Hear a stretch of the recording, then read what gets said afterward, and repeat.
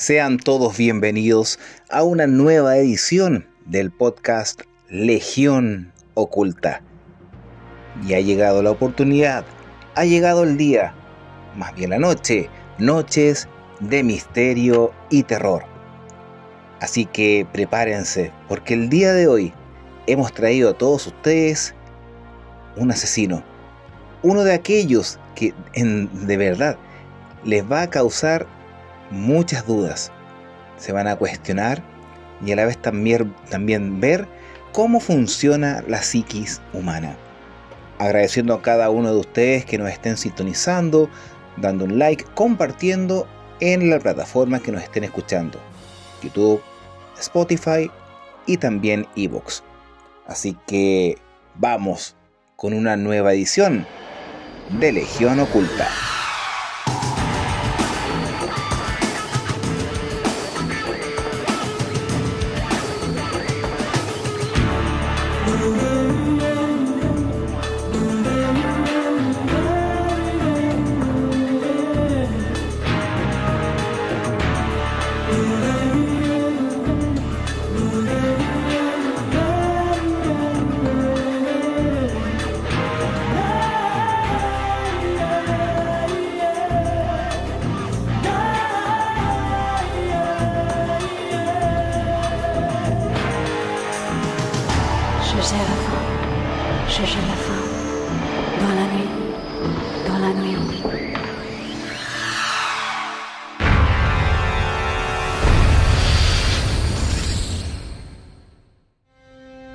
Estás escuchando Legión Oculta. Después de esa tremenda introducción que caracteriza a este podcast desde los años 2017, 2018, damos comienzo a esta noche de misterio y terror. Una de las secciones preferidas por nuestro público, ya que nosotros traemos a colación muchas temáticas en relación a asesinos, que son los psycho killers, y también algunas situaciones de la vida que te hacen cuestionar, pensar y también colocarse en un lugar bastante extraño a situaciones que no tienen una explicación lógica. Bueno, en esta ocasión, en este podcast, vamos a dirigirnos a los psycho killers y directamente a un asesino sueco. Bastante extraño de todas formas al poder dilucidar su forma de actuar y a la vez también su desenlace. Así que prepárense, colóquense cómodos, porque hablaremos sobre Thomas Quick, el asesino en serie sueco más infame de la historia. Sture Bergdahl vive en un hospital psiquiátrico para delincuentes psiquiátricos a 3 horas en auto al norte de Estocolmo. Una alta valla de alambre rodea el edificio y las cámaras de vigilancia siguen los movimientos del mundo exterior. Las estrechas ventanas, algunas de ellas enrejadas, están sucias y a la vez también tienen cristales de doble acristalamiento. Para visitarlo, hay que atravesar una serie de puertas que se cierran automáticamente y atravesar una puerta de seguridad a lo más estilo aeroportuaria. Hay que dejar el teléfono celular en una taquilla especial y entregar el pasaporte a cambio de una etiqueta de identificación y una alarma de pánico. 2 miembros del personal que llevan suecos de plástico que no chirrean sobre el piso te acompañan por los pasillos.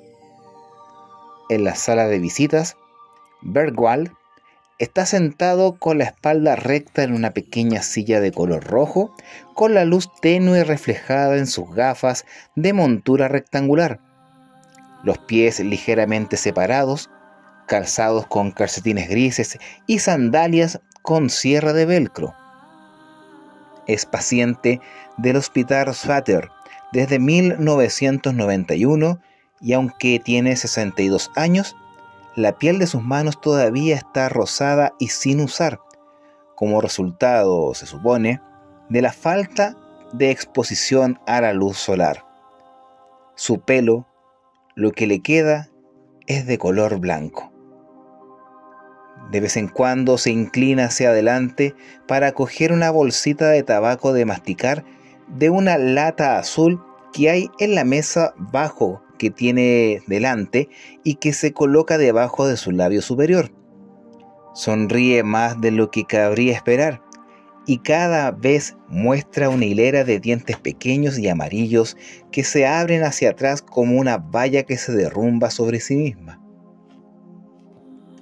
Cuando se ríe, sus hombros se estremecen suavemente bajo su polera azul. La impresión general es la de un hombre mayor, amable y ligeramente tímido, que está deseando agradar. ¿Cree que está loco de remate? Bergwall me mira, sonríe y luego niega con la cabeza. No. ¿Qué hará si alguna vez sale de aquí? Seguiré caminando y seguiré caminando. Hasta hace relativamente poco, Sture Bergwall era el asesino en serie más famoso de Suecia. Había confesado más de 30 asesinatos y había sido condenado por 8 de ellos. Se hacía llamar Thomas Quick. Adoptando este siniestro alter ego durante una sucesión de sesiones de terapia en Swatter a lo largo de los años, afirmó que había mutilado, violado y comido los restos de sus víctimas, la más joven de las cuales era una niña de 9 años cuyo cuerpo nunca fue encontrado. Durante la década de 1990, Thomas Quick confesó un asesinato sin resolver tras otro, convirtiéndose, en palabras del padre de una de sus presuntas víctimas, en un fantasma que recorrió Escandinavia, matando a más de 30 personas. El sádico asesino fue una sensación mediática y su rostro con gafas apareció en las portadas de los diarios y en las pantallas de televisión. Los periódicos lo llamaban el caníbal Thomas Quick, el cual se convirtió en el Hannibal Lecter sueco. Pero en el año 2001 dejó de colaborar con la policía, se retiró de la vida pública y cambió su nombre por el que llevaba al nacer. En 2008, Hans Ramster, uno de los documentalistas más respetados de Suecia, se sintió intrigado. Visitó al antiguo Thomas Quick, ahora conocido como Sture Bergwall, en Swatter. Examinó las 50.000 páginas de documentos judiciales, notas de terapia e interrogatorios y llegó a la sorprendente conclusión de que no había ni una sola pizca de prueba técnica de ninguna de las condenas de Bergwall. No había rastros de ADN, ni armas homicidas, menos testigos oculares, nada aparte de sus confesiones, muchas de las cuales había hecho bajo la influencia de drogas de alta potencia. Confrontado con los descubrimientos de Rustam, Bergwall admitió lo impensable. Dijo que había inventado toda la historia. El libro que narra esta extraordinaria historia acaba de publicarse póstumamente en Suecia. Rustam murió a los 56 años de cáncer al páncreas e hígado y al día siguiente de terminar el manuscrito, en Thomas Quick, The Making of the Serial Killer. Rustam desgrana con minucioso detalle cómo el profundamente perturbado Quick pudo obtener información clave sobre cada caso de psiquiatrías, policías, psiquiatras y abogados, antes de juntar los testimonios confusos y dispersos en una narrativa coherente que pudiera sostener en un tribunal. Jenny Cutting, que trabajó con Rustam durante 3 años en la investigación, se quedó horrorizada con lo que encontraron. Lo peor es que, debido a que la gente no hace su trabajo, hay muchos asesinos que nunca fueron atrapados ni se enfrentaron a la justicia, afirma. En un país que se ha convertido en sinónimo de los tenaces detectives de ciencia ficción de Henning Mankell y de los dramas televisivos escandinavos, el libro ha provocado una protesta pública y un escándalo judicial. Bergwall ha sido absuelto de 5 de los 8 asesinatos, 2 casos pendientes, uno por el asesinato de Charles Selmonit, de 15 años, y otro por el doble asesinato de una pareja holandesa durante un viaje de que acampaban y que habían sido presentados para revisión.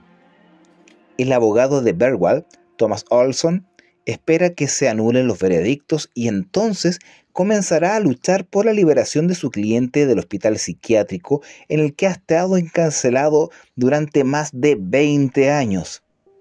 Según Olsson, el extraño caso del asesino en serie que nunca existió plantea serias preguntas sobre todo el sistema legal.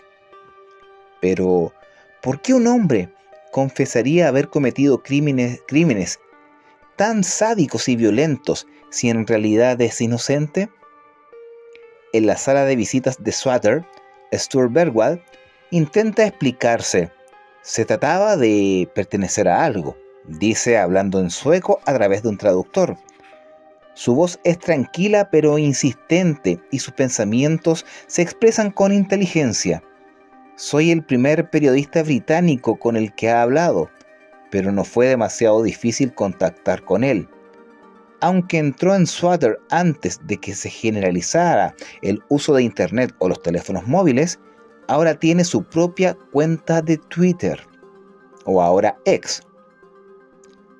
Cuando todo empezó, yo era una persona muy solitaria. Continúa. Estaba en un lugar con criminales violentos y me di cuenta de que cuanto peor o más violento o grave era el delito, más interés despertaba en el personal psiquiátrico. Yo también quería pertenecer a ese grupo, ser una persona interesante en el lugar. Bergwall siempre había querido integrarse en el mundo. Era un adolescente inadaptado, el cual creció en un pequeño pueblo en la Suecia rural, uno de 7 hermanos criados según estrictas creencias pentecostales. Se describe a sí mismo como un niño creativo y ambicioso, interesado en el teatro y la escritura. A los 14 años se dio cuenta que era gay. Avergonzado por su sexualidad, se lo ocultó a sus padres profundamente religiosos. Comenzó a experimentar con drogas, como por ejemplo la anfetamina era su favorita. Y a los 19 años fue acusado de abusar de adolescentes. Más tarde intentó apuñalar a una ex amante, pero en 1990 robó un banco local vestido con el traje de Santa Claus, Papá Noel, o como decimos aquí en Chile, el viejo pascuero, para alimentar su adicción. El empleado lo reconoció. Fue encarcelado en el hospital de Swatter para recibir tratamiento psiquiátrico. No era un individuo estable. Entonces, pero no un asesino en serie, al menos no todavía. El joven Bergwall siempre había deseado que lo tomaran en serio y lo trataran como una persona inteligente. Durante un tiempo quiso ser médico y leer sobre psicoanálisis. En Swatter empezó a darse cuenta de que podía utilizar este conocimiento para conseguir la atención y la aceptación que ansiaba. ¿Qué dirías?, le preguntó a su terapeuta un día en el año 1992. ¿Si hubiera hecho algo realmente malo? Eso generó una reacción, un interés, dice ahora Bergwall. Dije, quizás he asesinado a alguien, y una vez que lo dije, ya no había vuelta atrás. El primer asesinato que confesó Thomas Quick fue el de Johan Asplund, víctima de uno de los mayores misterios criminales de la historia sueca. Johan era un niño de tan solo 11 años que fue a la escuela un día de noviembre en 1980, el cual desapareció. Su cuerpo nunca fue encontrado. Y durante una serie de sesiones de terapia y más tarde, en entrevistas con la policía, Quick dijo que había recogido a Johan fuera de la escuela y lo había atraído hacia su coche antes de llevarlo a una zona boscosa y violarlo. Quick afirmó que había entrado en pánico y estrangulado al niño, enterrando posteriormente las partes del cuerpo desmembrado de Johann para que nadie pudiera encontrarlas. Pero a pesar de que los técnicos forenses buscaron en los lugares descritos por Quick, nunca se hallaron restos. De hecho, los fiscales tardaron 9 años en armar un caso contra Quick, que finalmente fue condenado por el asesinato de Johann en el año 2001. Para entonces, Quick ya había sido declarado culpable de otros 7 asesinatos. Sin embargo, curiosamente, para un asesino en serie no había modus operandi obvio. Quick mató a niños y adultos, violó a hombres y mujeres, utilizó una variedad de armas y cometió asesinatos en varias partes de Suecia y Noruega. En 1996, confesó haber asesinado a Terence Johansen, una niña de 9 años, 8 años antes en Noruega. Quick dijo inicialmente que la niña era rubia y vivía en un pueblo rural, a pesar de que tenía el pelo castaño oscuro y vivía en un bloque de pisos en una zona muy urbanizada. No acertó en nada. Me cuenta más tarde que el choque del abogado de Bergwall, Thomas Olsson, se regresó a Swatter. Describió una situación totalmente distinta en todos los aspectos, pero en el lugar de aceptarlo, continuaron con 15 nuevas entrevistas. Olsson, que fue contratado para representar a Stuart Bergwall, después de que éste se retractara de sus confesiones, tiene fama de aceptar casos difíciles. Pero su pelo peinado hacia atrás, su rostro erizado y su hábito de fumar como un empedernido es precisamente el tipo de persona que uno puede imaginar interpretando el papel de un abogado escandinavo en una película. Conduce demasiado rápido en un coche lleno de vasos vacíos de café. Aunque no es religioso, su mujer ha insistido en que cuelgue un rosario en el espejo retrovisor para recordarle que debe ir más despacio. Olsson cree que Bergwall es peligroso y lo dice de esta forma: no, en absoluto. ¿Le cae bien? No me cae bien la gente en general, dice tras una pausa. Pero por supuesto, si pasas tanto tiempo con un cliente, siempre vas a ver a la persona que está detrás de los titulares. Todo empieza con un niño pequeño debajo de un árbol de Navidad jugando con juguetes y acaba de una forma trágica. En algún momento, todo el mundo es una víctima. Después de confesar el asesinato de Terence Johansen, Quick fue conducido a Noruega. Las cámaras de televisión siguieron cada uno de sus movimientos. Se estaba convirtiendo rápidamente en uno de los hombres más famosos de Escandinavia y disfrutaba de esta atención. Cuando Quick afirmó que había arrojado partes del cuerpo de Terence en un lago cercano, las autoridades noruegas pasaron 7 semanas drenándolo, no encontrando nada. Cuando se descubrió un fragmento de hueso de 0,5 milímetros en un bosque adyacente, más tarde resultó ser un trozo de madera carbonizada. A pesar de esto, Quick fue condenado. Lo que es más curioso aún es que parecía tener una coartada de hierro para alguno de sus crímenes.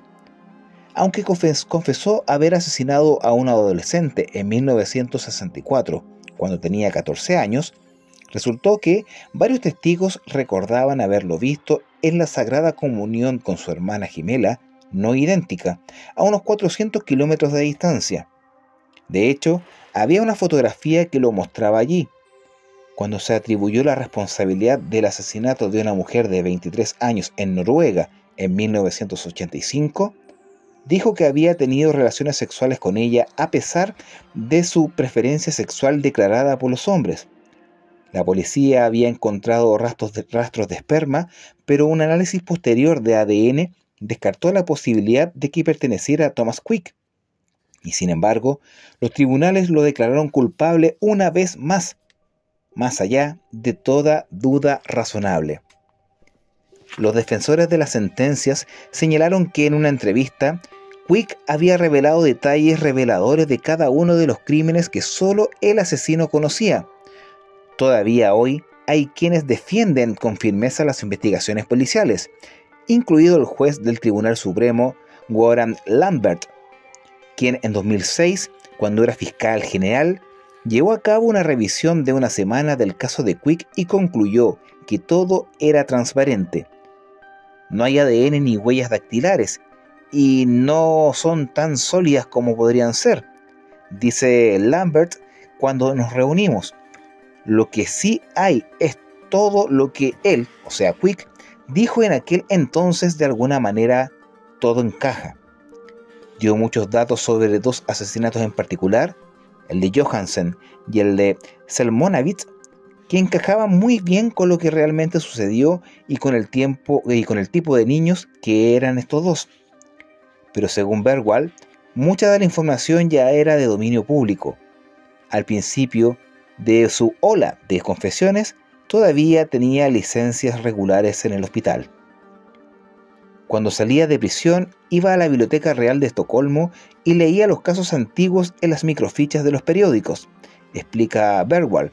Anotaba los detalles reveladores de los informes de la época, o sea, la posición de los cuerpos, los detalles del paisaje, la ropa, las víctimas, etc., que más tarde revelaría en terapia como Thomas Quick. Su terapia, que lo veía durante un mínimo de 3 sesiones de 90 minutos por semana, lo elogiaba por su valentía al indagar profundamente en su pasado recordado. La policía se emocionaba cuando surgía un sospechoso creíble de un crimen hasta entonces irresoluble. En al menos 2 ocasiones, Quick voló en un avión privado para participar en reconstrucciones en los lugares de los asesinatos. Todo el tiempo, Quick disfrutaba de la gloria reflejada, como un niño al que lo alababan en todas partes. No tuve que hacer mucho para contar las historias. Normalmente bastaba con un solo artículo de periódico. El resto de la información siempre llegaba durante los interrogatorios de la policía, los terapeutas o diferentes personas del equipo de investigación. Sabía que simplemente tenía que escuchar y prestar atención. Es lo que decía Quick. En todas sus sesiones de terapia y en las posteriores reconstrucciones policiales, Bergwall fue fuertemente drogado con un cóctel de muchas drogas, entre ellas benzodiazepinas. Los registros médicos muestran que le daban pastillas cada 2 horas, a menudo de 20 miligramos de diazepam, suficiente para dejar inconscientes a algunas personas. Una dosis altamente administrada a personas con un control deficiente de los impulsos puede provocar una liberación de inhibiciones y podría explicar por qué Bergwall fue capaz de inventar una letanía tan grotesca de canibalismo, violación y asesinato. En esa época, recuerdan que le facilitaban las representaciones de asesinos en serie ficticios. Sorprendentemente, pudo pedir prestado un ejemplar de American Psycho de Bret Easton Ellis en la biblioteca del hospital. Los medicamentos eran muy importantes, dice Bergwall. Tenía acceso gratuito a ellos y dependía de cada de ellos para ponerse en condiciones de contar historias y a la vez también inventarlas. Pasaron muchas cosas dentro de mí.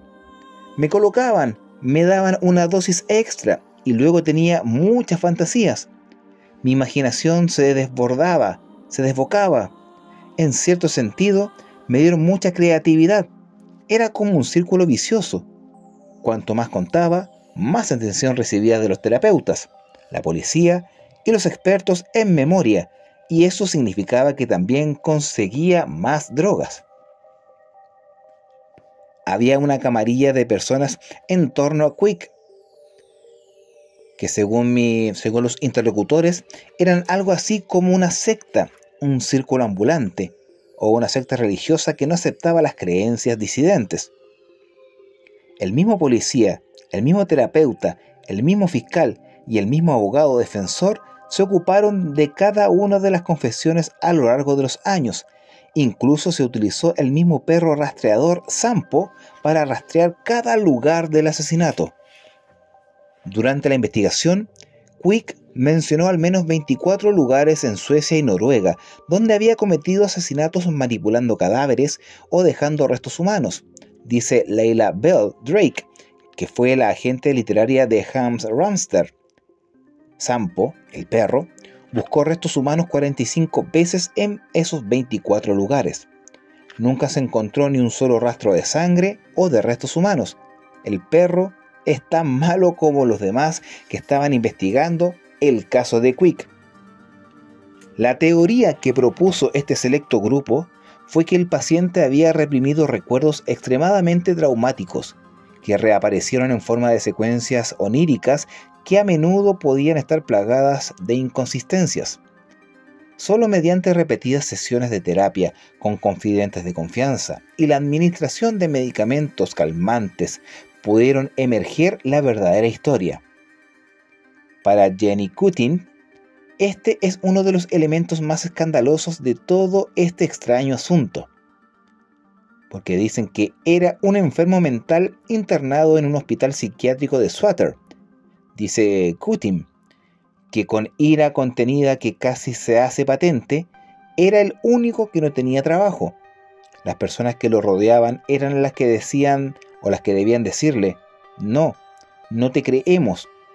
En ese sentido, no se puede culpar a Stuart Bergwall, porque muchas personas de su entorno debían haberle dicho que no. Al mismo tiempo, él también tenía la culpa, porque ha hecho daño a mucha gente como contando esas historias.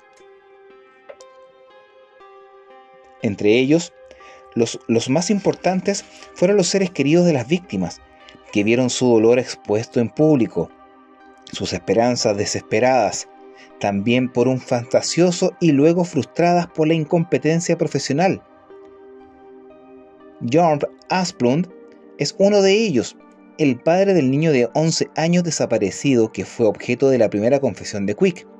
Asplund, de 65 años, vive en una casa flotante llamada Viking, amarrada a un amarre permanente en el lago Mälaren, en el centro de Estocolmo.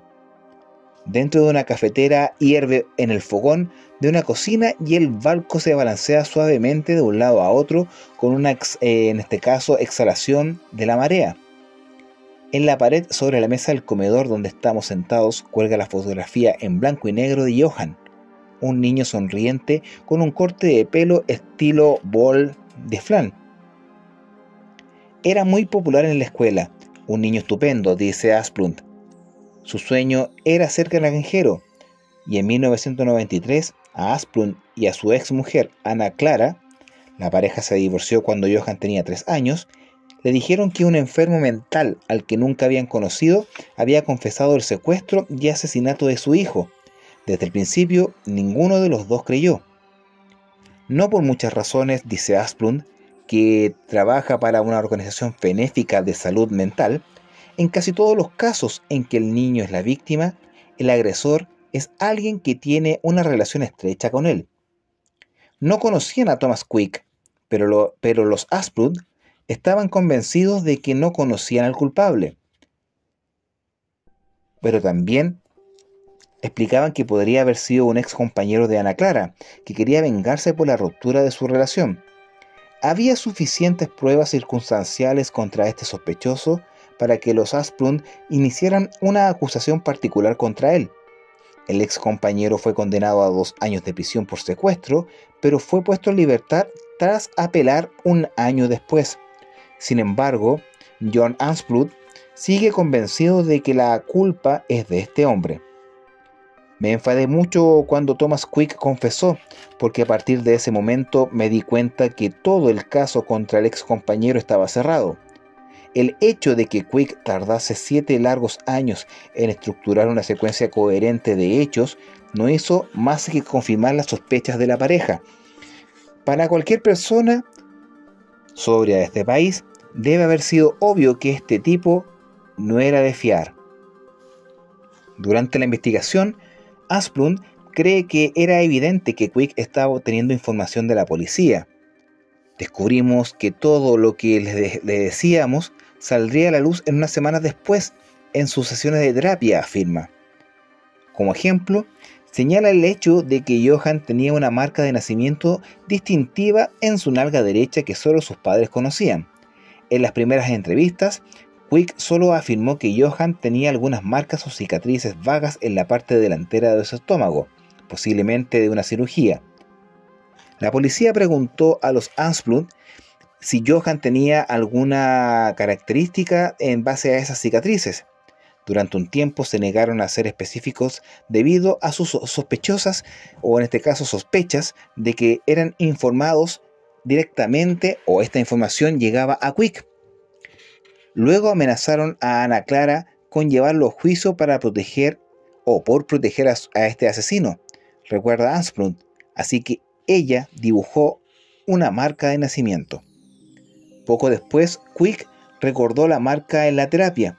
De hecho, por cada asesinato que confesó, Quick fue sometido a una media de 10 a 15 entrevistas policiales, cuando afirmó haber matado a un mochilero israelí, Yinon Levy, en los bosques de Dalarna en 1988. Le preguntaron repetidamente qué arma había utilizado para el asesinato. En las entrevistas mencionó un hacha de camping, una pala y un gato hidráulico para auto, entre otros objetos. Antes de finalizar, decidirse por el objeto correcto, un garrote de madera fue el elegido por Quick. En el tribunal, la indecisión de Quick fue disimulada. Se afirmó simplemente que había identificado correctamente el arma del asesinato. Para las familias de las víctimas, la naturaleza prolongada de cada investigación fue extremadamente angustiosa. Asplund, cuya vida ya había sido destrozada una vez por la desaparición de su hijo, se vio obligado una vez más a desenterrar recuerdos dolorosos y luego escuchar el horrible testimonio de Quick en el tribunal. Quick afirmó que se comió los dedos de Johan, que le cortó la cabeza al niño y la pateó como si fuera una pelota de fútbol. Escuchas Legión Oculta. Asplund aparta la mirada y da una calada a su cigarro de liar. Estar sentado allí escuchando eso, aunque supiera que no era cierto, dice, fue una situación horrible. Con su hijo muerto y el asesino todavía en libertad, ¿se siente Asplund traicionado? Responde con otra pregunta. ¿Qué puedes hacer al respecto? No creo que estar enojado me ayude. Pase lo que pase, tienes que concentrarte en el futuro y seguir adelante. Tienes que tomar la decisión de si quieres vivir o no. Y si la elección es vivir, tienes que vivir tu vida al máximo. No puedes pasártela sentado en un rincón, pensando en lo que pasó. De regreso al hospital de Swatter, le preguntan a Stuart si pensó en el impacto que sus confesiones podrían tener en la familia de las víctimas. Sí, pensé en ellos, pero no lo hice. En cierto modo, fui despiadado, pero eso también fue uno de los efectos de las drogas que me daban, o en este caso, la benzodiazepina. Significaba que podía ignorar cualquier compasión. Sabía que estaba mintiendo. Esa es la parte más difícil de explicar. Tenía conciencia de que era mentira. Al mismo tiempo, creía que, en este caso, el papel de Thomas Quick y también lo que estaba optando, podía olvidar esa consecuencia. Durante los años de Thomas Quick, él se trató de ahorcar. Se golpeó la cabeza contra la pared hasta que sangró. Por las noches se despertaba gritando ¡No! Esto quedó registrado en los registros médicos del hospital. En medio de las noches tenía conciencia de que todo era una ficción y luego, cuando se despertaba, recibía una dosis de estas medicinas, benzodiazepinas, y luego olvidaba todo para dejarse llevar por la tranquilidad. En el 2001, un nuevo director clínico de Swatter revisó el historial médico de Quick.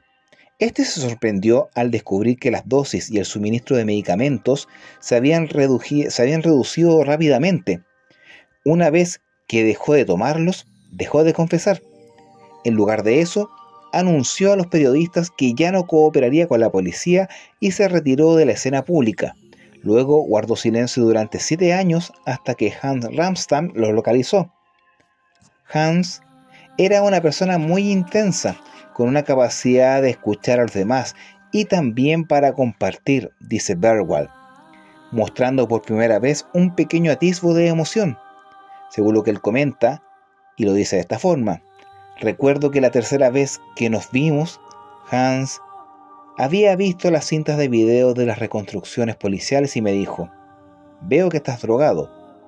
Fue la primera vez que recuerdo haber pensado: algo va a pasar.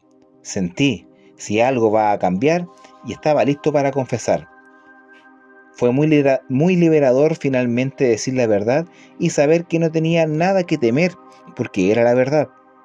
No todo el mundo cree que Stuart Bergwall sea víctima de uno de los errores judiciales más graves de los últimos tiempos. Hay quienes señalan que tiene un historial de mentiras convincentes y de manipulación a la gente. Soy consciente, a lo largo de la conversación con él, nos estipula este periodista, de que Bergwall es hábil en la capacidad de reflejar lo que la gente más quiere oír. El juez Warren Lambert advierte de que no hay que apresurarse a sacar conclusiones. Cree que en el montón de información falsa de Bergwall dio a la policía todavía puede haber algunos elementos de verdad. Esta postura le ha hecho muy impopular en ciertos sectores de la sociedad sueca, especialmente entre aquellos que hacen campaña por la liberación de Bergwall, como Thomas Olsson y Jenny Kutim. Mucha gente ha hecho carrera gracias al caso de Thomas Quick, afirma Kutim. Por eso hoy tiene mucho que perder. El juez Lambert se muestra desdeñoso cuando se plantea este tema, y él lo dice: sí, soy un hombre odiado, y lo dice alegremente. Creo que Stuart Bergwall no está engañándonos ahora, eso es lo que pienso. No creo que sea inofensivo. Puede que sea un buen anciano, no lo sé, pero los psiquiatras de allí dicen que sigue siendo peligroso. Y si los tribunales absuelven a Bergwall de todos estos asesinatos, ¿seguirá siendo escéptico Lambert? ¿Se disculpará por haber llevado a cabo hace 6 años una investigación sobre el caso Quick en la que no se mostró ningún fallo en la investigación policial? Podría ser correcto. Absolverlo, me refiero. Podría ser totalmente incorrecto. Podría ser algo intermedio, no se sabe, pero si se preguntan qué pasa con este tema, creen que más incorrecto sería lo correcto, dejarlo libre.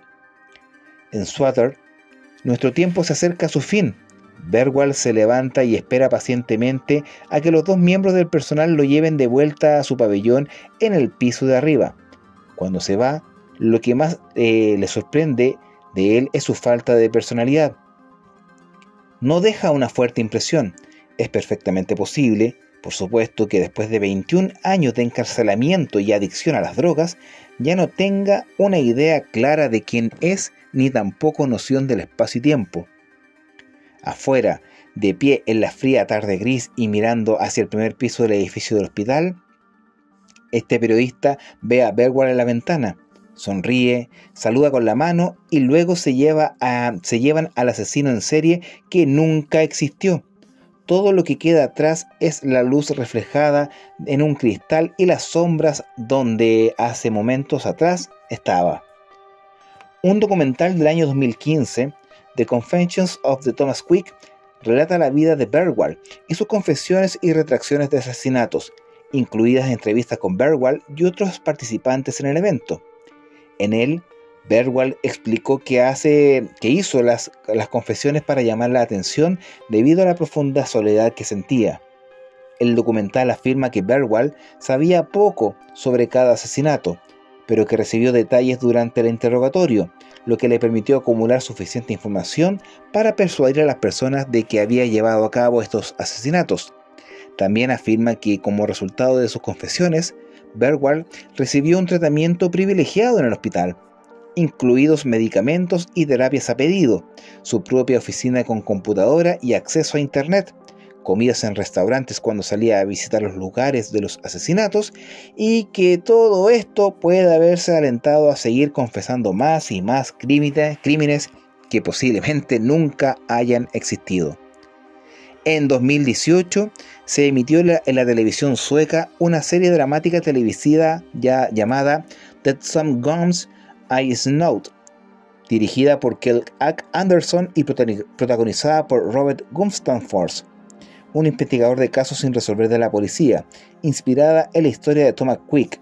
Se estrenó en inglés el año 2020 en varias plataformas a pedido como The Truth Will Out. La película de suspenso de Michael Armstrong, El paciente perfecto, se estrenó en Suecia en el año 2019, con David Denick como Thomas Quick y Jonas Karlsson como el periodista Hans Ramstam.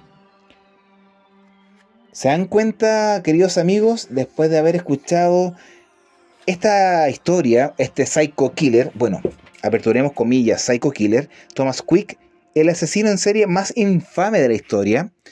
Yo creo que más infame es el sistema judicial sueco, porque en realidad mantenerlo durante mucho tiempo en un hospital psiquiátrico, a pesar de que las aseveraciones sabían, bueno, no sé si se habrán sabido a ciencia cierta, pero daba las características de ser falsas, aún así el sistema judicial sueco determinó que era culpable. Todo el daño que causó ante dar las declaraciones por las personas desaparecidas, violadas, muertas, asesinadas, etc. Yo creo que por ese asunto de difamación debería haber cumplido su pena en cárcel, pero no, estaba en un hospital psiquiátrico, con drogas, con todas las comodidades del mundo. Yo creo que Thomas Quick, en vez de llamarse el asesinato más infame de la historia, pasaría a formar parte como una mente privilegiada en crear casos y optar por una vida fácil y feliz. Y con más de 60 años, créanme que vive en la gloria. Bueno, ¿qué le vamos a hacer? La vida es así, los asesinos actúan de esa forma, los Psycho Killer. Y el día de hoy hemos traído uno que en realidad nunca existió, que él mismo se hizo notar como un asesino en serie, más que nada para llamar la atención, buscar fama, y créanme que lo consiguió. Como que todo se pudo dar. Mentiras, problemas con el sistema judicial, aprovechamiento de las instalaciones del hospital psiquiátrico y más cosas. Así que, bueno, ¿qué quieren que les diga? Las mentes asesinas actúan de una forma, ¿cómo se puede decir? Fuera de la lógica, fuera de lo normal.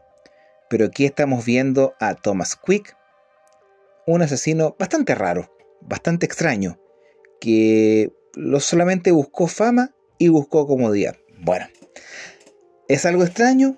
Sí, es algo súper extraño. No hay más datos claros de las declaraciones que pudo dar, pero sí fueron macabras para las familias de las personas, o en este caso familiares de los desaparecidos. Pero el señor Stuart Bergwall, o su alias Thomas Quick, ha sido el Psycho Killer de esta semana en la noche de misterios y terror. Nos comenzamos a despedir agradeciendo a cada uno de ustedes que nos hayan escuchado, regalándonos un like, compartido el programa, ya sea en la plataforma de YouTube, Spotify e iVoox, e invitándolos para que nos volvamos a encontrar dentro de esta semana con otro relato, pero ya relacionado a la ufología o la entrevista de la semana. Así que me despido, soy Mario González, Capitán UFO, invitándolos para que nos vamos a encontrar en otra ocasión y estén atentos, porque estas historias de verdad son de misterio y terror. Chao, que estén muy bien.